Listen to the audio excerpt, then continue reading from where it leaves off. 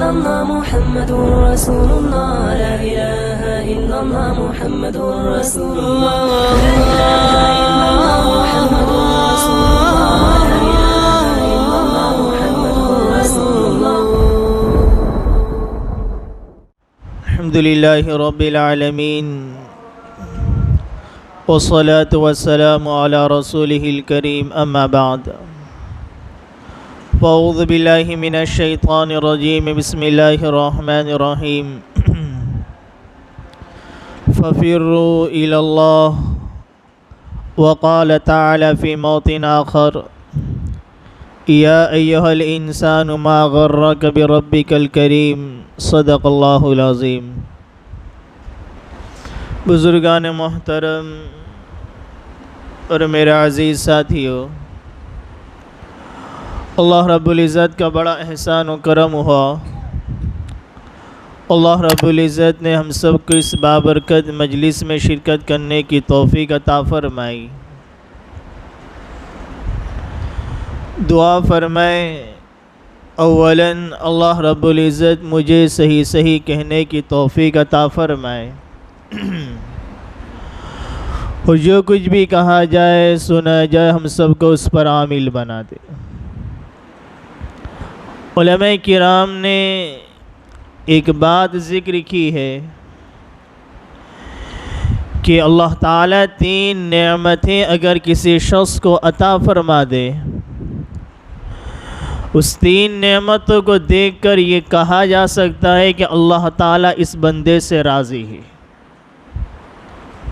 وہ 3 نعمتیں، 3 علامتیں، 3 نشانیاں کیا ہے؟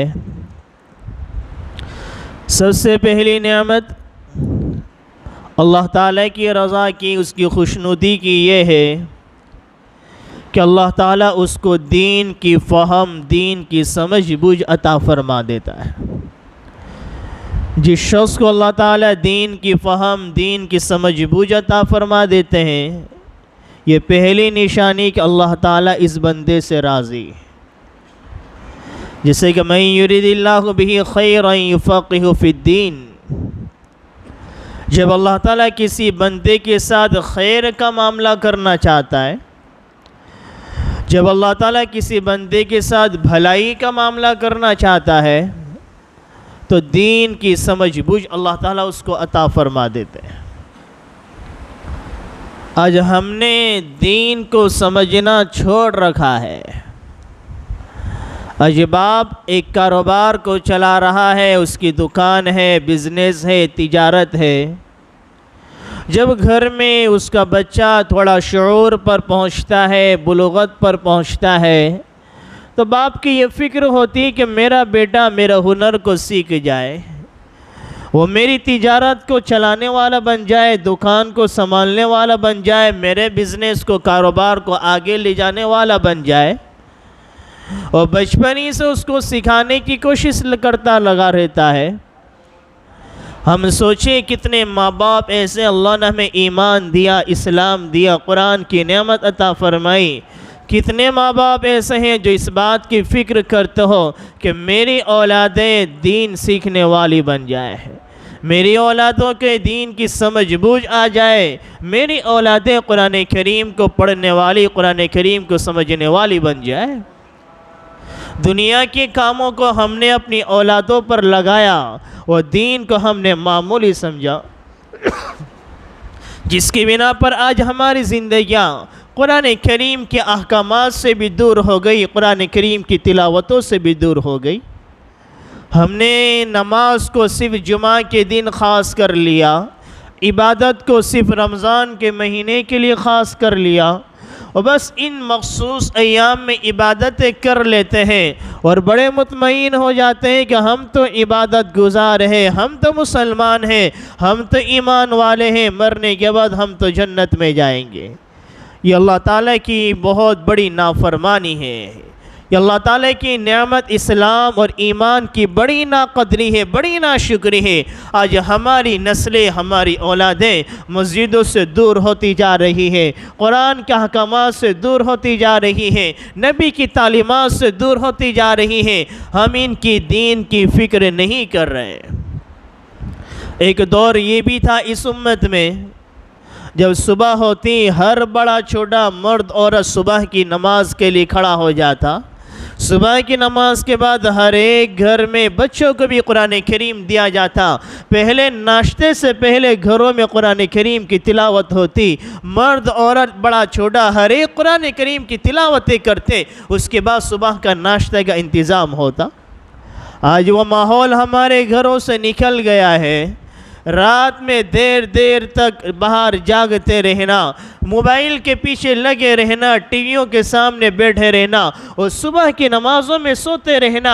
صبح کی نماز جو بندہ نہیں پڑھتا ہے اس کے رزق میں برکتیں نہیں ہوتی ہے۔ صبح کی نماز کے بعد تو رزق کو تقسیم کیا جاتا ہے، اس کے رزق میں برکتیں ہوتی ہیں۔ اب بندہ کہتا ہے میں تو کبھی جھوٹ نہیں بولتا دکان پر، میں نے کبھی کسی کا برا نہیں کیا، میں کبھی سود کے معاملے میں نہیں پھنسا، پھر بھی میری دکان نہیں چلتی ہے، پھر بھی میرے کام اٹکے ہوئے ہیں، پھر بھی قرض میں زندگی مبتلا ہے، لیکن اعمال کی طرف نظر نہیں دوڑاتے کہ ہماری اعمال مسجدوں سے دور ہے، ہماری صبح کی نماز نہیں ہے تو ہماری عبادتوں میں، ہمارے رزق میں، ہمارے کاروبار میں برکتیں کیسے ہو سکتی ہے؟ اللہ تعالیٰ قرآن کریم میں فرماتا ہے وَمَن يَتَّقِ اللَّهَ يَجْعَل لَّهُ مَخْرَجًا۔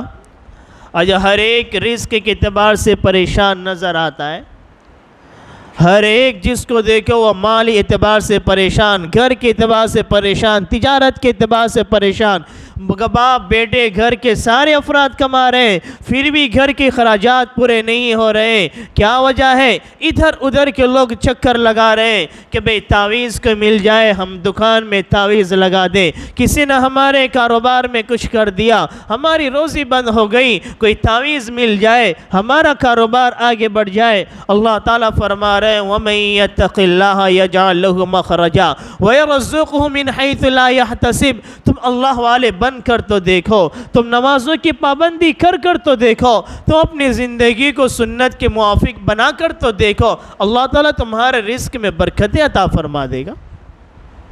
تو خیر میں یہ کہہ رہا تھا اللہ تعالیٰ جسے اللہ تعالیٰ کی خوشنودی کی پہلی علامت یہ ہے، اللہ جس بندے سے راضی ہوتے ہیں اللہ اس کو دین کی سمجھ بوجھ عطا فرما دیتے ہیں۔ یہ علماء کرام جو ہے اللہ تعالیٰ نے ان کو دین کی فہم عطا فرمائیے، دین کی سمجھ بوجھ عطا فرمائیے۔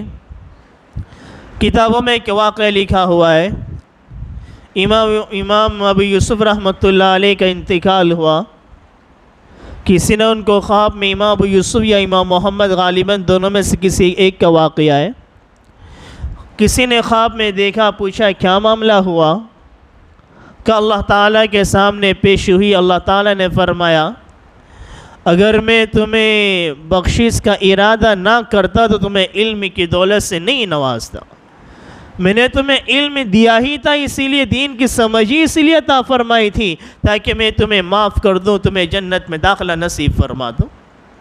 تو یہ علماء کرام کو اللہ نے دین کی سمجھ بوجھ عطا فرمائی ہے، ہمیں ان کی عزت کرنا چاہیے، ان کا ادب و احترام کرنا چاہیے۔ آج ہم سمجھتے ہیں کہ ہمارے معاشرے کے علماء، ہماری مسجد کا امام یہ تو فرشتہ ہونا چاہیے، انسان نہیں بلکہ فرشتہ ہو، کبھی بھی اس سے کوئی غلط کام سرزد نہ ہو، کبھی بھی اس سے کوئی گناہ کا عمل سرزد نہ ہو، نہیں وہ بھی انسان ہے، صرف انبیاء علیہ السلام کی ذات گناہ سے پاک ہے، معصوم ہے، اس کے علاوہ دنیا میں کوئی بھی معصوم نہیں ہے، کل بنی آدم خطاؤن، ہر انسان خطا کار ہے۔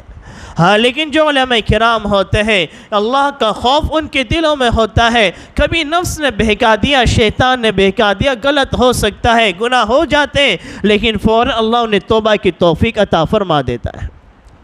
تو ہم ان کے گناہ کو دیکھ کر، ان کے کسی عمل کو دیکھ کر لوگوں کے سامنے پھیلانا اور لوگوں کا افشا کرنا اور چیمی گویاں کرنا، اللہ ان کو تو مرنے سے پہلے توبہ کی توفیق دے دے گا اور تمہیں اس عمل کی وجہ سے کہیں ایسا نہ ہو تمہیں جہنم میں ڈھکیل دیا جائے۔ شیخ زکریا رحمۃ اللہ علیہ نے اپنی کتاب میں ایک جگہ یہ بات لکھی ہوئی ہے، فتویٰ عالمگیری میں بھی یہ بات لکھی ہوئی ہے، کسی عالم دین کو حقارت کی نظر سے دیکھنا، عالم دین کو برا بھلا کہنے کی بات نہیں۔ آج اگر ہمارے نفس کے خلاف کوئی بات آتی ہم بھول جاتے ہیں۔ ہم مسجد میں ہیں، اللہ کے گھر میں کھڑے ہیں، سامنے والے نے ایک جملہ کہہ دیا، ہم اس کو برداشت کرنے کے لیے تیار نہیں ہوتے۔ مسجد ہی میں اللہ کے گھر میں گالی گلوچ کر رہے ہیں، سامنے کون ہے؟ عالم دین ہے، حافظ قرآن ہے، امام ہے، اس کی کوئی پرواہ نہیں ہوتی۔ ہم یہ فکر ہے کہ میری ذات پر آ گئی، میری عزت پر آ گئی، نہ ہم سامنے والے کے مقام کو دیکھتے ہیں، نہ اس جگہ کے احترام کو دیکھتے ہیں۔ علماء کرام نے لکھا ہے کہ کسی عالم دین کو حقارت کی نظر سے دیکھنا، برا بھلا کہنے کی بات تو دور کی بات ہے، عالم دین کو حقارت کی نظر سے دیکھنا، خوف ہے جب موت واقع ہوگی، مرے گا، زبان پر کلمہ جاری نہیں ہوگا۔ العلماء ورثۃ الانبیاء، ایسے نہیں کہا گیا ہے کہ علماء تو انبیاء کے وارث ہیں۔ یہ علماء اور انبیاء کی وراثت کیا ہے؟ وہ علم ہے۔ اللہ نے نبیوں کی وراثت ان کو عطا فرمائی، 9 سال انہوں نے اپنی قربانیاں دی ہیں، تب جا کے علم کی دولت اللہ نے انہیں عطا فرمائی ہے۔ ہم تھوڑی سی اپنے مزاج کے خلاف بات ہو گئی یا ہماری مرضی کے خلاف بات ہو گئی، ہم اس کو تان تشنی کر رہے، اپنی آخرت کو برباد کر رہے ہیں۔ تو خیر میں یہ کہہ رہا تھا، اللہ علماء کرام فرماتے ہیں کہ 3 نعمت جس بندے کو مل جائے، اس 3 نعمت کو دیکھ کر، 3 نشانی کو دیکھ کر یہ کہا جا سکتا ہے اللہ تعالیٰ اس بندے سے راضی ہے۔ پہلی علامت یہ ہے کہ اللہ تعالیٰ جس کو دین کی سمجھ بوجھ عطا فرما دیتے ہیں، یہ اللہ تعالیٰ کی رضا کی علامت ہے۔ دوسری نشانی یہ ہے کہ اللہ تعالیٰ جس بندے سے راضی ہوتے ہیں اس کو زہد کی صفت عطا فرماتے ہیں۔ زہد کسے کہتے ہیں؟ زہد کے معنی آتے ہیں بے رغبتی، دنیا سے بے رغبتی کرنا۔ دنیا سے بے رغبتی کرنے کا مطلب یہ نہیں کہ ہم کاروبار کو چھوڑ دیں، دنیا کو چھوڑ دیں اور مسجد کے ایک کونے میں بیٹھ جائیں، نہ گھر بار کو دیکھیں، اللہ اللہ کرتے رہے، نہیں۔ لا راہبانیت فی الاسلام، اسلام میں راہبانیت نہیں۔ اللہ نے تو ہمیں، شریعت نے تو ہمیں حکم دیا ہے کہ کاروبار بھی کرنا ہے، شادی بیاہ بھی کرنی ہے، بیوی بچوں کے حقوق کو بھی ادا کرنا ہے، بلکہ ہمارے نبی نے تو یہاں تک فرمایا اگر ایک مسلمان جو سچائی کے ساتھ تجارت کرتا ہے، کاروبار کرتا ہے، کسی کو دھوکہ نہیں دیتا، دین کے احکامات پر عمل بھی کر رہا ہے، نمازوں کی پابندی بھی ہے اور امانت داری کے ساتھ دکان بھی چلا رہا ہے، اللہ کے نبی علیہ السلام فرماتے ہیں ایسا تاجر، ایسا دکاندار، ایسا بزنس مین، اللہ تعالیٰ قیامت کے دن انبیاء کی فہرست میں اس کو کھڑا کرے گا۔ تو دنیا سے بے رغبتی کیا مطلب؟ دنیا سے بے رغبتی کا مطلب یہ ہے کہ دنیا میں رہنا تو ہے، لیکن دنیا کی محبت، مال و دولت کی محبت، سونے چاندی کی محبت ہمارے دلوں میں نہ ہو۔ ایسے شخص کو زاہد کہتے ہیں کہ جس شخص کے دل میں دنیا کی محبت نہ ہو وہ زاہد ہے۔ اب کیسے پتہ چلے کہ دنیا کی محبت دل میں ہے یا نہیں ہے؟ ہمارے نبی بھی دعا فرماتے تھے، یا اللہ مجھے درم دنانیر کا غلام نہ بنانا۔ ہمارے نبی کو کیا ضرورت تھی؟ ہمیں سکھلا رہے ہیں کہ ہم بھی اللہ تعالیٰ سے مانگیں، یا اللہ مجھے سونے چاندی کا غلام نہ بنانا، مجھے مال و دولت کا غلام نہ بنانا، کہیں ایسا نہ ہو ان کی محبت میرے دل میں بیٹھ جائے اور میں دنیا تو کما لوں، اپنی آخرت کو برباد کر دوں، آخرت کو بیچ دوں۔ اسی لیے اللہ تعالیٰ نے قرآن کریم میں دنیا کو متاع سے تعبیر فرمایا، متاع کا لفظ استعمال فرمایا۔ مفسرین فرماتے متاع کسے کہتے ہیں؟ تو متاع صافی کے کپڑے کو کہتے ہیں، صافی کے کپڑے کو جو گھر کی عورتیں کچن وغیرہ میں استعمال کرتی ہے، اس کو صافی کا کپڑا جو کہتے ہیں اس کو متاع عربی میں کہتے ہیں۔ اس کی جگہ کیا ہوتی ہے؟ اگر آپ گھر والوں کو کہو کہ میں یہ کپڑا گندا ہو گیا اس کو پھینک دو، میں مارکیٹ سے بالکل اچھا عمدہ قیمتی کپڑا لا کر دے دوں گا، تو وہ اس بات کو گوارا نہیں کرے گی کہ نہیں یہی برابر ہے۔ بھئی اتنا ہی پیارا ہے تو اس کو وہاں پر مت رکھا کہ اس کو روزانہ لپیٹ کر اس کو کباڑ کے اندر رکھ دیا کرو، تو کہے گی نہیں کباڑ کے اندر بھی رکھنے کی ضرورت نہیں، یہ کچن ہی پر رہے گا، اس کی جگہ یہیں پر ہے۔ تو تو بالکل اللہ تعالیٰ نے دنیا کو متاع سے تعبیر فرمایا ہے کہ یہ استعمال کی ضرورت کی چیز ہے، اس کو نہ اپنی زندگی سے باہر پھینکنا ہے، نہ دل کی دیوار کے اندر، دل کی تجوری کے اندر اتارنا ہے، بلکہ ضرورت کے بقدر اس کو استعمال کرنا ہے۔ اس کو زہد کی صفت کہتے ہیں۔ ایک انسان کو اللہ نے مال دیا، دولت دی، کاروبار ہے، اب اگر کسی کاروبار میں نقصان ہو گیا، کوئی اس کی قیمتی چیز کا نقصان ہو گیا، کوئی اس کے ہاتھ سے کوئی چیز چلی گئی، وہ زبان سے کیا کہتا ہے؟ انا للہ و انا الیہ راجعون، دل سے مطمئن ہوتا ہے اللہ تو نے مال دیا تھا، یہ نعمت تیری تھی، یہ رزق تیرا تھا، یہ مکان تیرا تھا، یہ دکان تیری تھی، دینے بھی والا تو تھا، لینے والا بھی تو ہے، تو ہی مالک ہے، اگر تو نے لے لیا میں اس پر راضی ہوں، اس پر کوئی شکوہ شکایت نہیں ہے۔ تو کہیں گے اس بندے کے دل میں زہد کی صفت موجود ہے، یہ زاہد ہے، دنیا کی محبت اس کے دل میں نہیں ہے۔ تو ہمیں یہ صفت بھی اپنے دلوں میں اپنانا ہے، اللہ تعالیٰ سے دعا کرنی ہے کہ اللہ یہ دنیا کا مجھے غلام نہ بنانا، مجھے سونے چاندی کا غلام نہ بنانا، مجھے دنیا کے حوالے نہ کر دینا۔ شیخ سعدی رحمۃ اللہ علیہ نے اپنی گلستان میں ایک واقعہ نقل کیا ہے۔ یہ زہد کی صفت اپنانے کے لیے بہت زیادہ مجاہدے کی ضرورت ہے، محنتوں کی ضرورت ہے، تب جا کے زہد کی صفت دل میں پیدا ہوتی ہے۔ ورنہ آج ہماری زندگیوں کو دیکھے، ہمارے اعمال کو دیکھے، ہر انسان دنیا کے پیچھے بھاگ رہا ہے۔ قرآن کریم کہتا ہے یعلمون ظاہرا من الحیات الدنیا، ہر انسان دنیا کے پیچھے بھاگتا ہوا نظر آ رہا ہے۔ ہم نہ رجب کا مہینہ کیا، شعبان کا مہینہ کیا، رمضان کا مہینہ کیا، رمضان کا مہینہ تو عبادت کی سیزن کا مہینہ تھا، ہم نے مسلمانوں نے اس مہینے کو بھی کاروبار کی سیزن کا مہینہ بنا دیا۔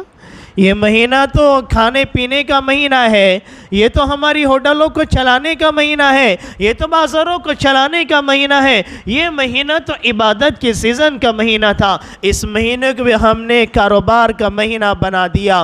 جو مہینہ اللہ سے مغفرت طلب کرنے کا مہینہ تھا، عبادت کا مہینہ تھا، رات دن اللہ کے سامنے جھکنے کا مہینہ تھا کہ دین میں روزہ رکھے، رات میں 20 رکعت تراویح کی نماز کے لیے کھڑے ہو، لیکن ہماری مسجدوں میں اتنے مصلی نہیں نظر آتے، ہماری مسجدوں میں اتنے مسلمان نظر نہیں آتے رات میں، جتنے کہ مسلمان بازار میں رات میں گھومتے پھرتے نظر آتے ہیں۔ پھر ہم یہ کہیں کہ مسلمانوں پر حالات، مجھ پر حالات، یہ بیماریاں، یہ تکلیفیں، یہ مصیبتیں، ہم نے پورے 12 مہینے کو ایک کر رکھ دیا ہے۔ تو قرآن کہ یعلمون ظاہرا من الحیات الدنیا، کہ آج انسان ظاہری دنیا کے چمک دمک کے پیچھے بھاگ رہا ہے۔ ہر انسان کی یہ تمنا، میں اپنے بازو والے سے آگے بڑھ جاؤں، میں اپنے بھائی سے آگے نکل جاؤں، ہر ایک اسی دوڑ میں لگا ہوا ہے، میری تجارت چل جائے، میری دکان چل جائے، میری چھوٹا سی دکان بڑی سی دکان میں تبدیل ہو جائے، میرا چھوٹا سا مکان بڑے سے مکان میں تبدیل ہو جائے، میرا مال بڑھ جائے، اسی کے پیچھے دوڑ لگی ہوئی اور آگے پیچھے اسی کی ریس لگا رہے ہیں۔ قرآن کریم کہتا ہے وَهُمْ عَنِ الْآخِرَةِ هُمْ غَافِلُونَ، دنیا کے پیچھے ایسا بھاگ رہے ہیں کہ اپنی موت کو بھی بھلا دیا، آخرت کی منزل کو بھلا دیا، جہنم کے عذاب کو بھلا دیا، جنت کی نعمتوں کو بھلا دیا۔ تو یہ زہد کی صفت اپنی زندگیوں میں پیدا کرنا ہے، دنیا میں رہنا ہے، مال و دولت کو کمانا ہے، لیکن دنیا سے بے رغبتی ہو، دنیا کی محبت ہمارے دلوں میں نہ ہو۔ اگر دنیا کی محبت دل میں اتر جاتی ہے، کچھ چیزیں ایسی ہیں علماء کرام فرماتے ان کی محبت بڑی خطرناک ہے۔ اگر انسان ان کی محبت میں گرفتار ہو گیا، اس کی دنیا بھی برباد ہوتی، آخرت بھی برباد ہوتی ہے۔ ایک دولت، شہرت، حکومت اور عورت، یہ 4 لفظ ہم وزن ہے۔ جو بھی ان کی محبتوں میں گرفتار ہوا ہے، اللہ نے دنیا بھی برباد کی ہے، آخرت بھی برباد کی ہے۔ کہ دولت، شہرت، جو انسان شہرت کے پیچھے بھاگا ہے، وہ جو بھی کام کرے گا وہ شہرت کی خاطر کرے گا، وہ ریا کی خاطر کرے گا، اللہ کے لیے اس کا کوئی عمل نہیں ہوگا، بظاہر سی بات ہے اس کا آخرت میں کوئی حصہ نہیں ہوگا۔ حکومت کا نشہ بھی جس پر طاری ہوتا ہے وہ بھی نہ اپنے دین کو دیکھتا ہے، نہ اپنے مذہب کو دیکھتا ہے، نہ اپنا معاشرہ دیکھتا ہے۔ ایک بادشاہ اپنی اولاد کو کہنے لگا، الملک عجوز، بادشاہ بے اولاد ہوتے ہیں۔ اس کی اولاد کہنے لگی کہ مجھے سمجھ میں نہیں آیا کہ اگر بادشاہ کے ہوتے ہوئے اس کا بیٹا بادشاہت کا دعویٰ کرے گا، وہ باپ اپنے بیٹے کو قتل کر دے گا۔ عورت اگر اس کی محبت میں بھی گرفتار ہوا، بے شمار واقعات ہمارے نگاہوں کے سامنے ہیں، اپنے ایمان کو سودا کرتے ہیں، اپنی دنیا بھی برباد کرتے ہیں، اپنی آخرت کو بھی برباد کرتے ہیں۔ تو یہ چیزیں بڑی خطرناک ہے، دولت ہے، شہرت ہے، حکومت ہے۔ تو زہد کی صفت اپنے دلوں میں پیدا ہونی چاہیے۔ اللہ مال دے، دولت دے، خوب مال و دولت دے۔ اللہ نے بہت سے نبی ایسے بھی پیدا فرمائے، اللہ نے بے شمار حکومت ان کو عطا فرمائی، بہت سے نبی ایسے بھی ہیں اللہ نے خوب ان کو دولت عطا فرمائی ہے، لیکن ان کے دلوں میں زہد کی صفت بھی ہے، مال ہے، دولت ہے، حکومت ہے، لیکن پھر بھی زاہد بن کے زندگی گزار رہے ہیں۔ تو اگر ان کی محبت دلوں میں آتی ہے تو انسان پھر جائز اور ناجائز کو ایک کر دیتا ہے، حلال و حرام کو ایک کر رکھ دیتا ہے، اور ایک ہی تمنا رہ جاتی ہے، میری دولت بڑھ جائے، میری دولت بڑھ جائے، چاہے پھر وہ حلال طریقے سے آئے یا حرام طریقے سے آئے، جائز ہے ناجائز ہے، کسی کا حق دب رہا ہے یا نہ دب رہا ہے، بس ایک ہی جذبہ، میری دولت بڑھ جائے۔ تو دولت حضرت شیخ سعدی رحمۃ اللہ علیہ کے واقعے میں بتا رہا تھا زہد کے بارے میں۔ ایک بادشاہ نے منت مانی کہ اگر میرا فلاں کام ہو گیا تو میں اتنی رقم زاہدوں پر تقسیم کر دوں گا۔ جو زہد والے ہوتے ہیں ان کو زاہد کہتے ہیں۔ بادشاہ نے منت مانی، اس کی منت پوری ہو، اس کی جو منت تھی وہ منت پوری ہو گئی، نظر مانی تھی اس کا کام ہو گیا۔ اور مسئلہ یہ کہ جب بندہ اللہ تعالیٰ سے کوئی نظر مانے، کوئی منت مانے، اگر وہ کام پورا ہو جائے اس کے مطابق اس کا عمل کرنا ضروری ہو جاتا ہے۔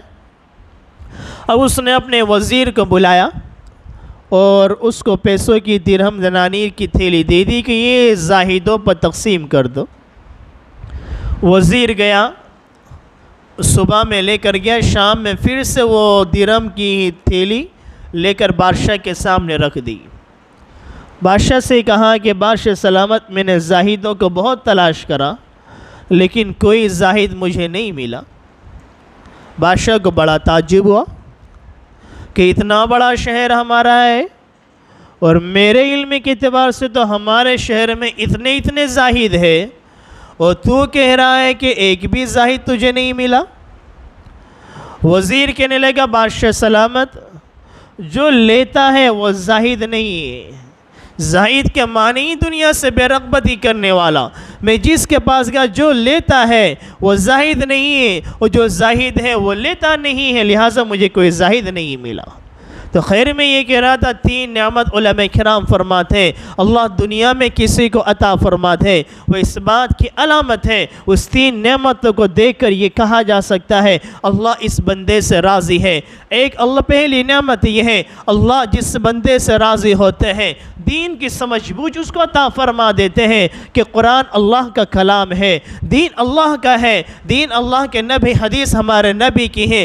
ہر ایک اللہ تعالیٰ کو، ہر ایک کو اللہ تعالیٰ نہیں دیتا، اللہ اپنے محبوب بندے کو عطا فرماتے ہیں، جس سے محبت کرتے ہیں اسی کو دین کی سمجھ بوجھ عطا فرماتے ہیں۔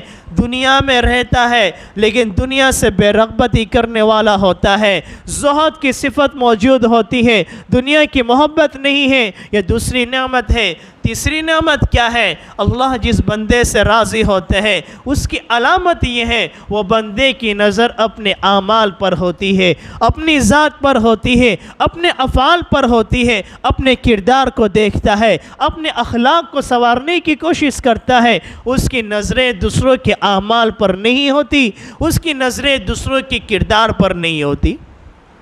آج یہ صفت بھی ہماری زندگی میں آ جائے، ہر انسان سامنے والے کو دیکھتا ہے، اس نے ایسا کرا، اس نے ہماری انگلیاں دوسروں کی طرف اٹھتی ہے۔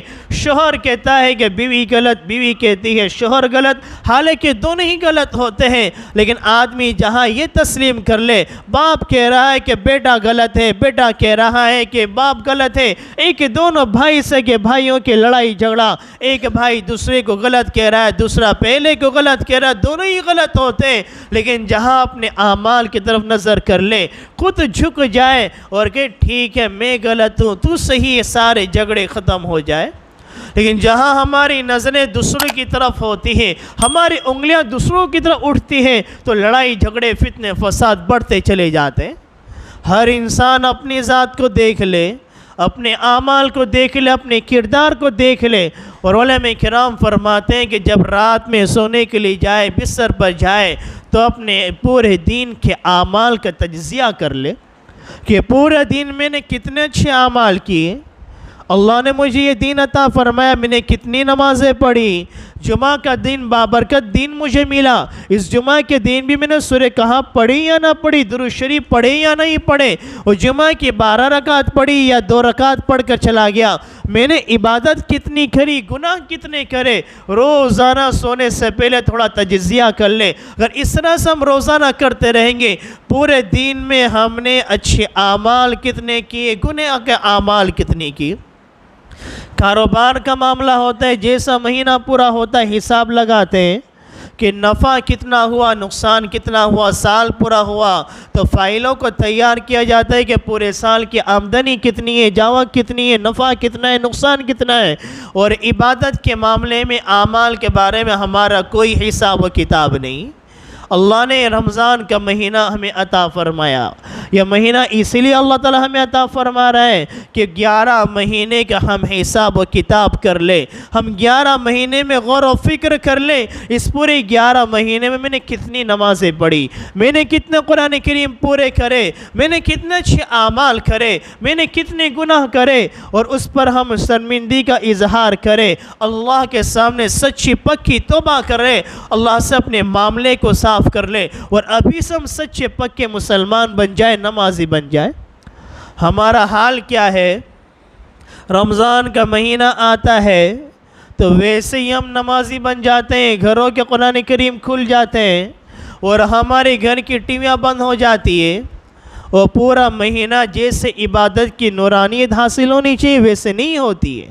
اللہ نے رمضان کے مہینے سے پہلے 2 مہینے یہ عظمت والے اس لیے عطا فرمائے، ان 2 مہینوں میں اپنے اعمال کی اصلاح کر لے، اپنے معاملات کو صاف کر لے، اللہ سے سچی پکی توبہ کر لے، 5 وقت کے نمازی بن جائے، اور ابھی سے قرآن کی تلاوت کرنے والے بن جائیں، تاکہ رمضان آنے سے پہلے ہم عبادت کے لیے مکمل طور پر تیار ہو چکے ہوں۔ ہم نے قرآن کریم کو بھی صرف رمضان تک محدود کر کے رکھ دیا ہے۔ رمضان کا چاند نظر آیا، قرآن کریم کو ہم نے کھولا، جیسے عید کا چاند نظر آیا ہم نے قرآن کریم کو بند کر دیا۔ لوگ تو مجھ سے پوچھتے بھی ہیں کہ اب رمضان پورا ہونے میں 5 دن باقی ہے، اب اگر میں نے قرآن کریم کو شروع کر دیا تو 5 دن میں میرا قرآن کریم پورا نہیں ہوگا، تو اب میں کیا کروں؟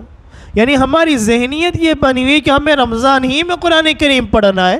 ارے بھائی دوسرا قرآن کریم شروع کر دو، اگر عید تک پورا نہیں ہوا تو عید کے بعد زندگی، تو عید کے بعد مرنا تو نہیں ہے کہ میں عید کے بعد مر جاؤں گا، اب تو میرا قرآن کریم ادھورا رہ جائے گا۔ تو یہ قرآن کریم کو ہم نے رمضان تک سے محدود کر کے رکھ دیا ہے، ہم روزانہ قرآن کریم کی تلاوت کے عادی بنے، تو یہ بڑا بابرکت مہینہ ہے۔ اللہ رزق ہمیں دے گا اگر ہم نے عبادت کے لیے اللہ کی فارغ کر دیا۔ اللہ تعالی حدیث سے ہے، اللہ کے نبی علیہ السلام فرماتے ہیں، حدیث قدسی، ان الدنیا خلقت لکم یا ابن آدم، اے آدم کی اولاد، اے آدم کی اولاد، ہم نے دنیا تیرے لیے بنائی ہے، ہم نے دنیا کو تمہارے لیے بنایا۔ وَإِنَّ الدُّنْيَا خُلِقَتْ لَكُمْ وَأَنَّكُمْ خُلِقْتُمْ لِلْآخِرَةِ، لیکن ہم نے تمہیں آخرت کے لیے بنایا۔ تو رمضان کا مہینہ بڑا بابرکت مہینہ ہے، چند ہی دن باقی ہے، ابھی سے اللہ کے سامنے سچی پکی توبہ کر لے، ابھی سے یہ عزم کر لے کہ رمضان تک میری ایک نماز نہیں چھوٹے گی، اور رمضان کے چاند آنے کا انتظار نہ کرے، آج ہی سے قرآن کریم کو تلاوت شروع کر دے، آج ہی سے ذکر و اذکار میں لگ جائے اور آج ہی سے اپنے گھر کی ٹی ویوں کو بند کر دے، اپنے موبائلوں کا غلط استعمال بند کر دے، پھر دیکھیں رمضان کیسی عبادت کے ساتھ گزرے گا، کیسے انوار و برکات کے ساتھ گزرے گا۔ اللہ تعالی ہم سب کو جو کچھ کہا گیا اس پر عمل کرنے کی توفیق عطا فرمائے، آمین۔